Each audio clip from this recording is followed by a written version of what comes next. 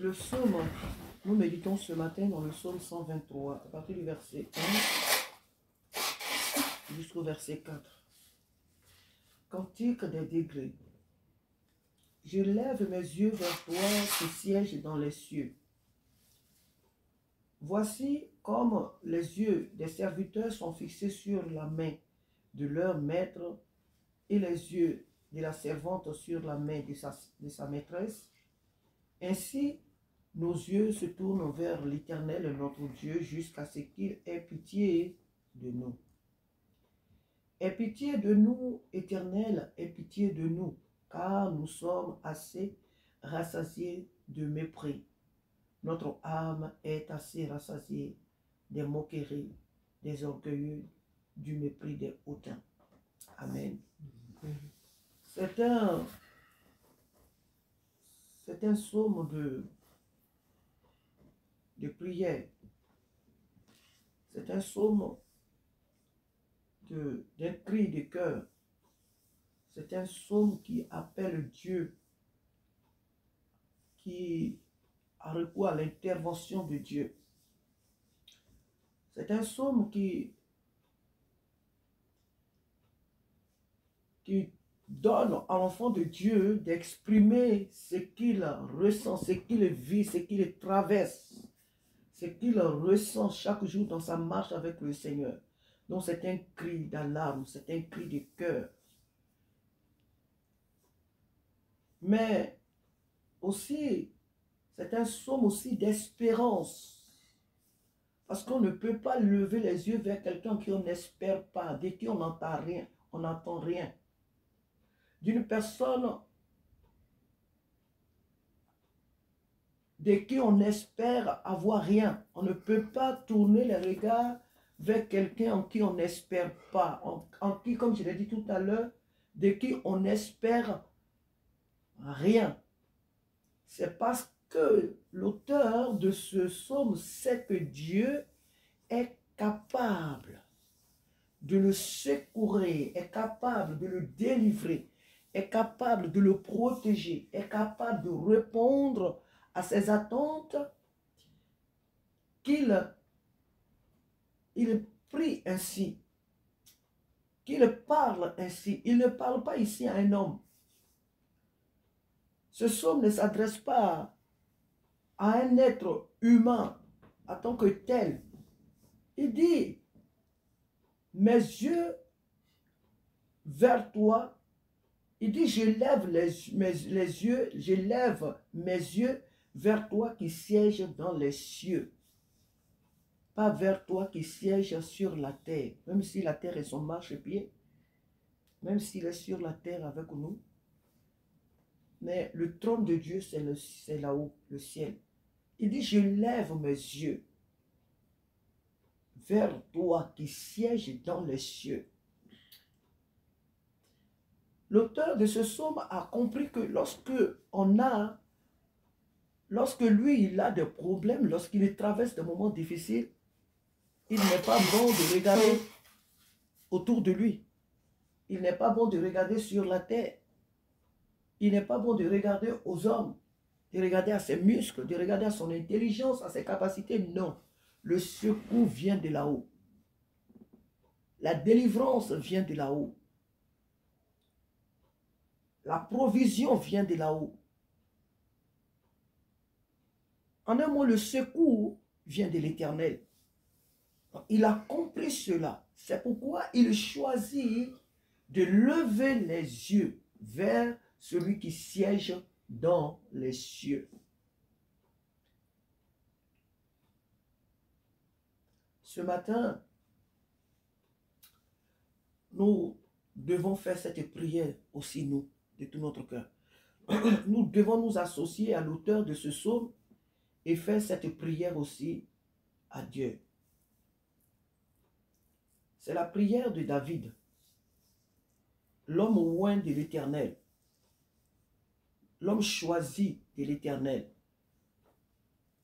l'homme par qui parle Dieu. Il dit, je lève mes yeux vers toi qui sièges dans les cieux. Apprenons à lever nos yeux toujours vers le Seigneur. et non pas sur... Les hommes ne peuvent rien faire pour nous. Un homme te dit, je vais te donner ça. Demain, il change de langage. Qu'il soit ton père ou ta mère, qu'il soit ton ami, qu'il soit aussi haut placé qu'il soit. Un homme est capable de changer de langage en un clin d'œil. Un homme peut te décevoir. Mais celui qui a promis de veiller sur nous, qui a promis de nous garder, qui a promis de nous délivrer, celui qui nous a sauvés, c'est celui-là qui siège dans les cieux. Alors, lorsque nous avons des soucis, nous avons des problèmes, oh, peu importe d'où qu'ils viennent, que ce soit de nous-mêmes, que ce soit de l'ennemi, de nos ennemis, que ce soit de qui que ce soit sur cette terre, nous devons choisir de lever nos yeux vers celui qui siège là-haut. Parce que de lui, c'est de lui seul que peut venir notre délivrance. C'est de lui seul que peut venir notre liberté. La solution de tous nos problèmes ne peut venir que de lui seul. Donc, choisissons toujours de lever les yeux vers celui qui siège dans les cieux. Il dit, voici comme les yeux des serviteurs sont fixés sur la main de leur maître et les yeux de la servante sur la main de sa maîtresse. Ainsi, nos yeux se tournent vers l'Éternel notre Dieu jusqu'à ce qu'il ait pitié de nous. Pourquoi Dieu doit avoir pitié d'eux? Parce que ici, il sait que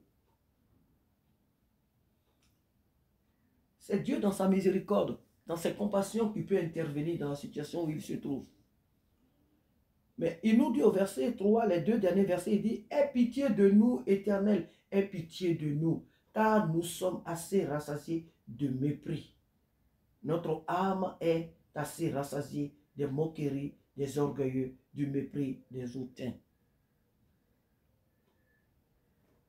Quand tout semble autour de nous difficile, pas forcément parce que nous on a fait quelque chose, mais ce monde qui ne nous aime pas et qui ne nous aimera jamais, lorsque nous sommes entourés, envahis de toutes ces situations, de toutes ces difficultés, lorsque nous sommes assaillis de toutes parts, nous devons avoir recours à celui qui siège là-haut. Nos murmures, nos plaintes, ou même, je ne sais pas, nos larmes, c'est important de pleurer. Quand on a mal, il faut pleurer. Mais les plaintes, les murmures, je ne sais pas où, les lamentations, ça ne serviront à rien. La chose, même si on devait nous lamenter, même si on devait... Mais la meilleure des choses, la meilleure option, c'est de se tourner vers Dieu. C'est de s'attendre à Dieu. C'est de rentrer dans le lieu secret. C'est de prier. C'est d'avoir recours à l'Éternel. Comme le Seigneur nous le dit beaucoup dans ces temps, ce monde-là que nous voyons là, il n'y a rien qui s'améliore. Hein. Mais le Seigneur nous a dit le dimanche surpassé, au milieu de tout cela, nous ne devons rien craindre. Pourquoi? Parce qu'il est avec nous. Il a dit, ce ne sera pas encore la fin. Ce ne sera pas encore la fin. Il est avec nous. Dieu est sur cette terre avec nous. L'enfant de Dieu doit apprendre chaque jour à dire, Seigneur, cette situation que je vis, me voici, je m'abandonne entre tes mains. Seigneur, je te confie cette situation. Je dis même que ce soit même un problème qui vient de toi-même. C'est-à-dire un problème de péché quelconque, un lien ou un mal dans lequel tu tombes chaque fois. Il n'y a pas que le péché de la sexualité dans lequel quelqu'un peut tomber. Il y a beaucoup de choses dans lesquelles quelqu'un peut tomber chaque fois. Des choses qu'on a abandonnées, dans lesquelles quelqu'un peut tomber chaque fois. Il y a des faiblesses sur tous les plans, sur tous les plans. Même si le problème vient de toi, tourne-toi vers le Dieu du ciel et de la terre. Il est important de crier à l'Éternel. Il est important de crier à l'Éternel. Face à tout ce qui t'arrive, face à tout ce qui se passe dans nos vies, nous devons constamment nous tourner vers Dieu. Et non pas chercher des ennemis, et non pas chercher des boucs émissaires, à faire tout le temps des, je ne sais pas, mais à chercher tout le temps à se justifier. Non, il faut se tourner vers l'Éternel. Il dit, je tourne mes yeux vers toi qui sièges dans les cieux. Depuis la nuit des temps, Dieu a été la solution au problème de son peuple, de l'humanité d'ailleurs. Donc, personne ne peut pourvoir nos besoins sur cette terre. Personne. Je parle bien des besoins. Personne ne peut pourvoir nos besoins. Seul l'Éternel. Alors, il nous faut nous tourner vers lui. Il nous faut nous tourner vers lui. Mais pour se tourner vers lui, il faut le connaître. Pour se tourner vers lui, il faut savoir qu'il est capable d'agir. Il faut être conscient qu'il est capable de délivrer. Il faut être conscient qu'il est capable, lui seul, de restaurer, d'intervenir dans nos situations.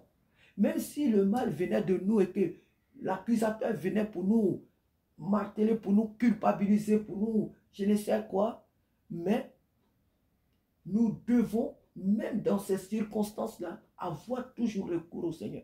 Père, voici mes faiblesses. Père, voici mes manquements. Père, voici mes liens. Père, voici mes problèmes. Père, voici et voici. J'ai besoin de toi. Je m'attends à toi. Cela doit être constamment nos prières, avoir recours au Seigneur. Nous devons savoir que Dieu est capable de nous délivrer. Si on ne croit pas que Dieu est capable de nous soutenir, de nous délivrer d'une situation quelconque, ce n'est pas la peine de crier à lui. Parce que celui qui fait cette prière, il est bien conscient, il a la foi que c'est Dieu qui peut le secourir, que c'est Dieu qui peut le délivrer. Ça ne sert à rien de dire qu'on prie. Tu pries. Beaucoup de gens prient. On prie nous tous. Mais est-ce que la prière que celui à qui tu crois adresser ta prière, est-ce que tu penses qu'il est capable de te délivrer de la situation, de te guérir de la maladie, de t'enrichir, de te donner le mari, de te donner la femme, les enfants, de te donner le travail, la maison? Parce que, bon, on dit souvent que ce sont les choses éphémères, mais écoute, on est sur cette terre, ce sont les besoins, ça se limite à là. Hein. Sur cette terre, ça se limite à là. Maintenant, quand on rentre dans le domaine spirituel, on peut dire, est-ce que tu crois que celui-là est capable de bénir ton ministère au point de t'amener hors de ta maison, hors de la ville où tu exerces, hors du pays où tu exerces? Tu crois que Dieu est capable de bénir ton ministère, d'amener ton ministère à un niveau auquel tu n'avais pas pensé? Donc la bénédiction aussi, elle est sur toutes les formes. Il dit, nos yeux sont sur toi comme le serviteur s'attend à son maître, comme la servante s'attend à sa maîtresse, ainsi nos regards sont sur toi. Lorsque nous travaillons, qu'est-ce qu'on attend? On attend que le patron nous paye à la fin du mois. Nous travaillons et on attend qu'à la fin du mois, le patron pour qui nous travaillons, dans la société où nous sommes, nous attendons qu'à la fin du mois, notre fiche de paie, notre salaire, le virement, c'est ce que nous attendons. Parce qu'on croit que dans cette société, en y travaillant, on croit que le patron est capable de nous payer notre salaire à la fin du mois. C'est pourquoi nous y travaillons. Tout ce que nous faisons, on attend toujours quelque chose de retour pour celui à qui nous rendons ce service. Nous vivons pour Dieu. Voilà pourquoi nous devons nous attendre à lui. Nous sommes les employés de Dieu sur cette terre. Voilà pourquoi nous devons nous attendre à lui. Nous sommes les employés, les ambassadeurs de Jésus-Christ sur cette terre. Voilà pourquoi dans n'importe quelle situation que nous trouvons, nous devons avoir recours à lui. Ce n'est pas pour lui dire oui, et je ne voulais pas être sur la terre, tu m'as mis sur la terre, donc maintenant. Non, il nous a mis sur la terre pour un objectif. Donc, peu importe les épreuves que nous avons là, nous devons avoir recours à lui. Parce que sur cette terre, nous sommes ses employés. Et c'est lui notre employeur. Alors, nos regards doivent être constamment sur lui. Dans n'importe quelle situation, nous devons avoir recours à lui. Même si la faute vient de moi, je dois avoir recours au Seigneur. Je ne dois pas permettre à l'ennemi de venir me culpabiliser, de venir me mettre à terre. Oui, tu as fait ça, oui, j'ai fait ça, mais je ne le ferai plus. Oui, j'ai fait ça, et peut-être que je vais encore le faire, mais j'aurai toujours recours à mon Dieu. J'aurai toujours recours à mon Père, jusqu'à ce que ce mal disparaisse dans ma vie, jusqu'à ce que ce péché disparaisse, jusqu'à ce que je reçoive la délivrance totale. Je ne me tairai pas. Je ne me tairai pas. J'aurai toujours recours à lui. Que ce soit face à des personnes qui me sont éloignées ou me sont proches, qui m'attaquent ainsi, j'aurai toujours recours au Seigneur jusqu'à ce qu'il me délivre. Ayons toujours recours au Seigneur. Amen. Ayons toujours recours au Seigneur, car lui seul est capable de nous délivrer. Ayons toujours recours au Seigneur dans n'importe quelle situation. Nous ne sommes pas capables de nous délivrer d'une situation quelconque. Nous ne sommes pas capables de nous sauver. Seul Dieu. Seul Dieu. Voilà pourquoi nous prions toutes les nuits avant de nous coucher. Parce que quand même qu'on a des projets, quand même qu'on a la volonté de nous réveiller le lendemain pour aller vaquer à nos occupations, nous sommes bien conscients que si Dieu ne veut pas qu'on se réveille, on ne se réveillera pas. Ce n'est pas question de je devais aller au travail, je devais voyager, je devais faire ça. Non, non, non, ça n'a rien à voir. C'est lui qui décide. S'il veut que je me réveille, je me réveillerai. C'est pourquoi nous lui remettons nos vies entre ses mains avant d'aller nous coucher, sachant que lui seul a la capacité de nous ramener le matin à la vie pour vaquer à nos occupations. Voilà aussi pourquoi les matins, quand nous nous réveillons, nous l'invoquons, nous lui confions notre journée, parce que nous sommes conscients que peu importe notre volonté de vouloir faire telle ou telle chose dans la journée, si lui, Dieu, il dit non, aujourd'hui tu ne sors pas de ta maison, on n'y sortira pas. S'il dit on ne fera pas ça, peu importe notre volonté, si lui, il n'a pas décidé, on ne le fera pas. C'est pourquoi aussi les matins, nous lui recommandons notre journée, nos vies, pour qu'il soit le maître, le dirigeant de nos pas dans tout ce qui nous permettra de faire. Apprenons à avoir confiance au Seigneur. Espérons toujours en l'Éternel. Ayons toujours nos regards fixés sur le Seigneur. Ayons toujours recours au Seigneur, car lui seul est capable de répondre à de nous secourir. Amen. Que son nom soit béni.